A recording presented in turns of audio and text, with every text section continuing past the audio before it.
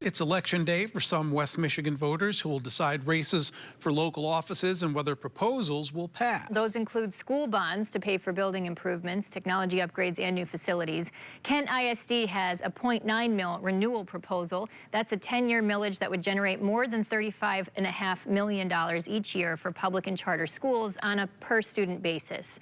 Schools would have to use the money to maintain programs and improve student services. The millage would cost about $180 a year for a home with a $200,000 taxable value. The current millage will expire in 2027. Rockford Public Schools are asking for $230 million with no estimated mill increase.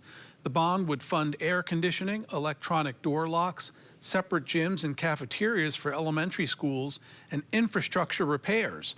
Some parents against the proposal are questioning why the district needs money now while still spending from a 2019 bond. The Byron Center Public School District has a $110 million bond proposal with no projected tax rate increase. The money would cover classroom renovations at 5 schools, build a new athletic stadium and baseball and softball fields, along with upgrades to technology and HVAC systems. Administrators say community growth allows this funding while extending the current rate. Wyoming and Godwin Heights districts also have proposals for $29 million and $44 million. A few other school bonds we're following across West Michigan. Zeeland Public Schools asking for people there to renew the current millage rate of $186 million. The school wants to use the money for renovations at Creekside Middle School, playground updates, auditorium improvements, a new activity center, and updated transportation facilities.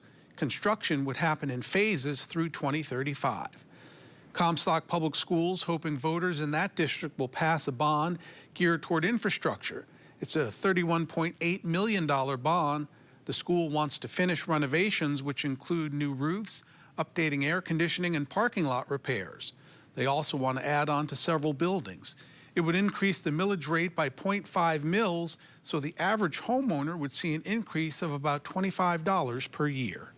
Other schools around the area, including Granville, Wyoming, and East Grand Rapids, have sinking fund proposals on the ballot. If you're wondering what that is, it's like a savings account for a public school district. Voters let the district collect it through a small property tax, but only for specific purposes. Districts can use it for building and property-related things like fixing the roof, replacing a boiler, or safety upgrades. They cannot use it to pay teacher salaries or for everyday expenses.